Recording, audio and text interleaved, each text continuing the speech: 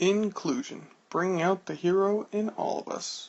The journey of Mr. Illick, or how I learned to stop worrying and teach for inclusion. Mika Illick is a teacher candidate on his journey to become the most inclusive hero/teacher that he can be. He believes all students have tremendous talents, and it's his job to make sure that each of them meets and exceeds their potential. When he isn't finding new ways to inspire the next age of champions, he can be found fighting his arch-nemesis, the despicable Dr. Boredom, and his lackey, Lethargy Lad, through the power of books, movies, and sports. This journey is dedicated to the most influential, inspiring teacher I know, Mrs. D.K. She is the one who reminds me of the three most important facets of teaching, which are: know your students. All students can learn. All students have a voice and deserve to be heard. For some, the teacher is the only voice they have. We need to remember this to keep in mind the power that we hold and to be humbled by it. As a preface, I have numbers inside brackets on some panels, indicating a reference that can be found at the end of the slides. I will also have a superhero for each week, tying in the themes for that week. Week 1. Hot Girl. Her most heroic moment was realizing that her people were doing wrong and having the strength to stand up to them, even though it meant losing the world she called home. In her invisible backpack, there is depression and what is most likely a case of PTSD. Top right panel. Escape room. I found that reflecting on my escape room for my grade 1s and 2s made me realize the options I have in front of me and how I can make it all UDL. I found that when I was reflecting back on my escape room, I found that I had a lot of knowledge that I can take any really interactive tool and make it UDL by involving at different steps, different students, and different needs and interests. It worked out really well, and as long as I'm able to adapt and use all the tools and resources I have in front of me, it can be really helpful. Middle right panel. Worlds apart. This Heineken ad made me realize why some of us have a hard time being inclusive, and it's usually due to fear and/or lack of experience. I found that this video was very powerful, and that as long as we're kind of working together and finding common ground, that a lot of the differences that we have as adults don't seem so large, and we're more willing to be vulnerable if we've made some sort of emotional connection. I think that's important to know, and it's an important way of making a community, a classroom, and a family. Bottom right panel. Takeaway for week 1. I found with UDL in mind that my students are most engaged when I give them the opportunity to prove they can handle challenges if I give them a chance to do so. A lot of the times in my grade 6 and grade 1-2 practicum, I gave them chances to challenge themselves, and more often than not, most students always tried to challenge themselves. They wanted to do more, they wanted to test their abilities, and I think giving students that option is its own version of UDL, but it has to test them properly. And I found that a reading this week on from our digital contexts class about PLNs, personal learning networks, really helped to kind of solidify this sharing of resources that really helps to make a UDL and find a whole bunch of resources that you can use to challenge students. That's where I find a lot of the ideas I find, especially for the escape room, was using different ideas from different people. Batgirl. Her most heroic moment is not letting her different abilities define her. Her life may have changed, but it doesn't stop her from working hard and doing her best. Her invisible backpack changed over the years. At first, she used to be paraplegic, and it was apparent because she was in a wheelchair for a long time, and it was very powerful because she was one of the smartest superheroes, and she kept tabs on all of them, sometimes forming teams and making sure that they were okay. And she also has an eidetic memory, so she's very gifted. Also, now she's still paraplegic in the new comics, except that she now has a computer chip in her brain that stimulates her leg muscles to let her walk, and without the computer chip she becomes a paraplegic again. So she still has that in her as her different ability, and it's still something she thinks about. Top right panel. This commercial for Apple about MiraP was my first exposure to not only the accessibility and technology, but the uninhibited joy people can express when they are considered instead of forgotten. I found this a really interesting ad to watch, and it was very inspiring, and I think it was my first exposure to seeing how technology can really help students and how important that voice is, and understanding that some things we can see and some things we can't. And as long as we have some sort of way of communicating, students will tell us everything we need to know. Middle right panel. Listening to David Lepofsky talk about our lack of disability awareness in school really fired me up, but his guide to the future and how we can help was uplifting. I found this video to rile me up a lot because there was a lot of things that we were doing wrong, and I liked the bit at the end about him explaining what we can do to help with disability. And I think it's really important for us to know that we can always keep doing better. Bottom right panel. Takeaway for week 2. Along with the readings from week 1 on funding, I found myself furious because we are hurting students by not being inclusive. I channeled this anger into motivation. What I mean by that is we had those readings in Teaching for Inclusion on the funding that special education got in 2014 and 2016, and looking at them, we really don't make that much of a dent, and we didn't make that much of a difference, and it's kind of infuriating that we base our numbers on so little when we have so much information. We should be doing much more for students with different needs and all needs, not just special needs, but if we're going to do it for any students that need it, we should do it for the ones that definitely need it the most. And it's kind of frustrating to know that we aren't. I think channeling that anger to make a better school system makes us better teachers, and using whatever tools we have, regardless of an IEP or not, is important. Storm. Her most heroic moment is being a teacher. She has taught many young minds and was even the headmaster of a school for many years, so she knows about the strength needed to guide those who wish to learn. In her invisible backpack, it actually turns out that she is claustrophobic, and I mean extremely claustrophobic. You put her in very tight spaces, and she becomes anxious and unable to function. Top left corner. This is a pamphlet I did for a class on incorporating technology based on a certain learning need. I found it insightful regarding how many tools I've accumulated, and it reinforced my capability to be able to accommodate needs as they come to me. Using Poplet was a lot of fun, and looking at childhood onset fluency disorders, or stuttering, I found that thinking about the different ways I could help a student was very good, at least as far as reflection goes. But seeing all the tools I could use and finding all of them online or the ones that I had already used, it was surprising to know I had a lot of things in front of me. I had a lot of tools in my backpack, and how much I had actually learned, which takes a lot of introspection and reflection. Sometimes you don't get to do that often enough. Bottom left panel. Takeaway for week 3. IEPs are a little nerve-wracking to me, but I gained some clarity on the design, and I'm bolstered by my passion for students and confidence that I can find the right tools for every student. I feel like I really want to succeed with my students and make sure that their needs are met, that IEPs to me seem like a mountain, and every time you meet a mountain you think, oh, I can't climb this, but you just got to take those first few steps. Using that pamphlet and seeing how many of the tools I can think of was a really big help, and having an article in our reflective class about using narratives to help you reflect, where you go over different moments in the day and you write it down and you see the language that you use. I think those are also really helpful to see how well you can do with reflection and seeing if you actually know more than you do just by writing it out. Wonder Woman, Mr. Illick's personal favorite. Her most heroic moment changes, but it's her heart that makes her a hero.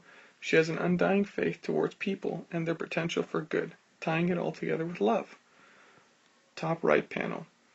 This is from our UOIT Robotics STEAM Summer Camp training, where I got to play with and explore a bunch of technology I had never seen before. All I could think while feeling lots of unbridled joy was an exuberance to implement these tools into my lessons. I remember using the Sphero that was a BB-8 and using a band that was connected through Bluetooth to control BB-8 with my hands in the swinging motion, and I felt like I was 6 discovering Lego again. And it was so much fun. And I thought to myself, all these tools I can use in a classroom at any age, and all these kids can be instantly enamored as I was. And it just made me really eager to try and use these tools and help out every student I can. Bottom right panel. This is the YRDSB building where the SEAC meeting was held that I got to sit in on and listen to. I learned about the bureaucracy behind the committee as well as the concerns and real-life examples of helping students with special needs and their parents. This one was ups and downs. There seemed to be a lot of talking and a lot of yeses and nos and all that stuff, but at one point each person got to mention a success or something that they can work on that they found parents talked about or students talked about to help with students with special needs. And it was really insightful and really interesting to hear. And a lot of the stuff that they were talking about was how they could include the special needs and how they can think about them. And I thought that was really interesting that we're still trying to figure that out. And I think it's something that we can always get better at. Looping back around to Wonder Woman, my takeaway for week 4. After watching the Wonder Woman movie and seeing the outpouring of appreciation for a strong woman leading a film, I understand even more how important representation is to us all. As a teacher, I must make sure all my students are represented and feel valued in the classroom.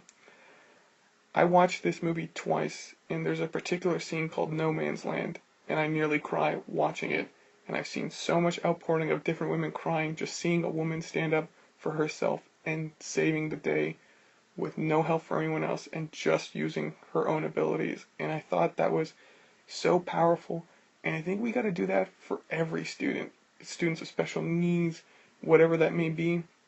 I remember watching Mad Max Fury Road and reading something online about a girl who was an amputee who also lost that part of her hand, crying watching Charlize Theron as Furiosa because she had never seen a representation of a strong woman or a strong person with an amputation who was in no way hindered by it and was still powerful. I think that's the kind of stuff that we need to do in all media. There was an article in our equity class, Kimishiro, about looking at different ways that we could possibly be oppressing and not thinking about the privilege that we have. And I think that's also important. Just remembering that every action we have could be somewhat problematic or we could be doing more. And I found that akin to what I was learning in psychology was you could have something happen and you could think it was because you did something to make it happen so you could figure out the cause to the effect. But sometimes you got to ask yourself, what are the other effects? Or maybe it was some other cause. I think thinking like that is a lot more helpful and can sometimes open up new avenues of thinking. Miss Marvel. Her most heroic moment was being vulnerable enough to admit to her mother that she was fighting crime even though her mom might disagree. Her mom didn't disagree. She was actually very proud of her daughter. Although you can tell Miss Marvel is a minority, she's from Pakistan, you probably can't tell that she's a Muslim, and that she has a lot of mental health issues to think about, at least as far as stress go, and making sure that she keeps up with school and she makes sure that she's fighting crime and that she stays devoutly religious. And I find that to be a common problem with youth today. Top right panel. I went back to my grade 1-2 class, and while there, I helped my teacher use an accommodation sheet using the teachspeced.ca resource only a day after finishing the IEP assignment. What I found here was that my teacher was given an accommodation sheet which was for a student who could not do certain dance curriculum points because her religion did not allow for it.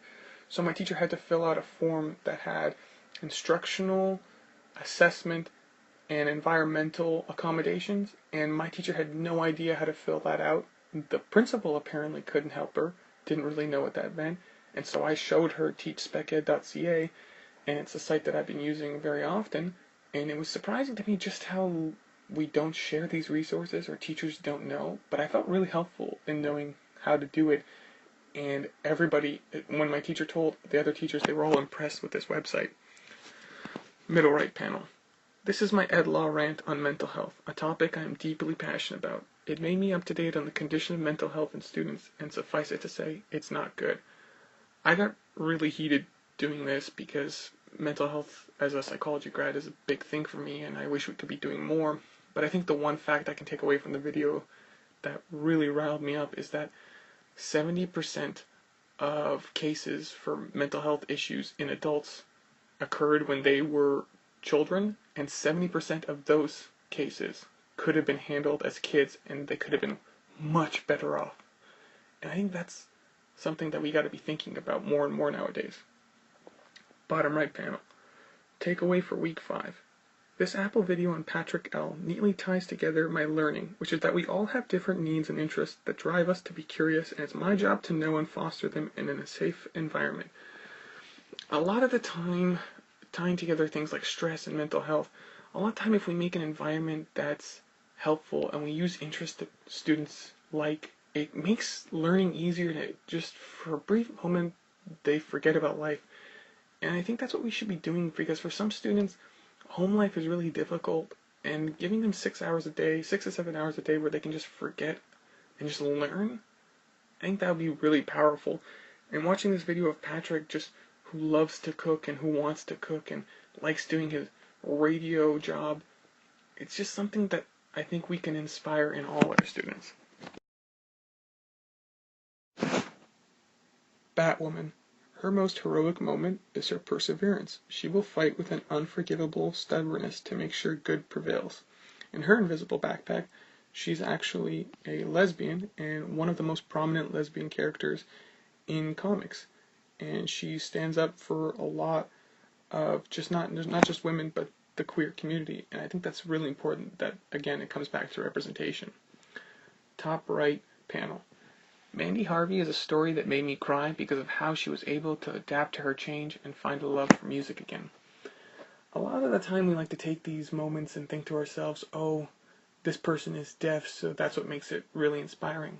That's kind of almost close to pity, and I don't think so. What's more inspiring to me is that she found a way to music again after she changed, after her hearing went away. And I think that's cooler. I think her finding a way and her love of music, that's truly what's inspiring, is that she found it again. Because all of us get to those moments where we just kind of don't love something as much as we did anymore, and we have to find our way back. And that, to me, is more powerful.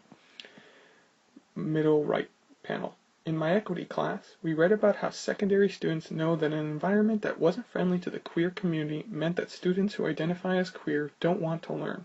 If the students know, then teachers should know better.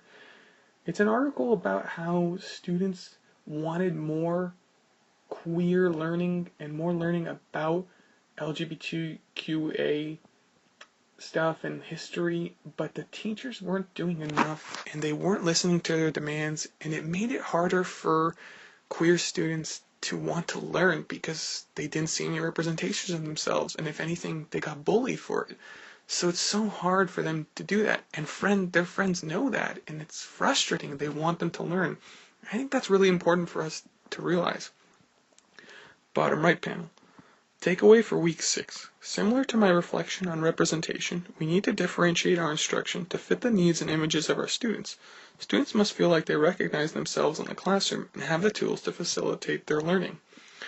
So I think differentiated learning is to make sure that everyone has their needs met and make sure that everyone is learning at their own pace and level. But we also have to remember that they have to see themselves in learning too. We can't just keep doing the same things over and over again. We can't keep pushing patriarchy and heteronormativity. We have to show everything that we possibly can in every facet.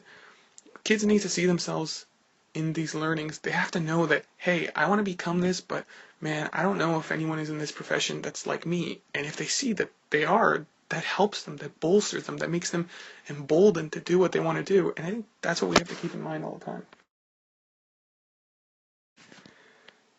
Captain Marvel. Her most heroic moment is being a phenomenal aunt to her niece. She inspires and motivates her niece to be a good person, and she acts as a second parent to her sister. You see, in Captain Marvel's invisible backpack, there is memory loss. She had to decide using her powers at one moment to save the world, but it cost her a lot of her memory, and she didn't know how much. So she takes time to figure out how to remember, and she uses a lot of assistive technology to figure it out. Top left panel. A lot of my time this week was spent thinking about simulations on abilities, and I came to the conclusion that it all depends on how you connect it to meaningful learning. There's an article that we read about simulations and whether or not they're good or bad, and how nowadays we don't really use simulations properly. And after talking to Mrs. DK, I realized that it's about how we connect it. It's finding that point and making sure that kids aren't just doing it for disability as an impairment, instead understanding disability oppression and understanding why it's hard with different abilities. Bottom left corner.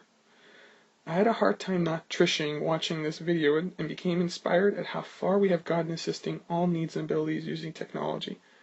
I just found it really cool watching Sadie make a video, because even I was blown away at the progression we've had in technology, using angles to drag the part of the video she wants in the right place. And I think that was stupendous.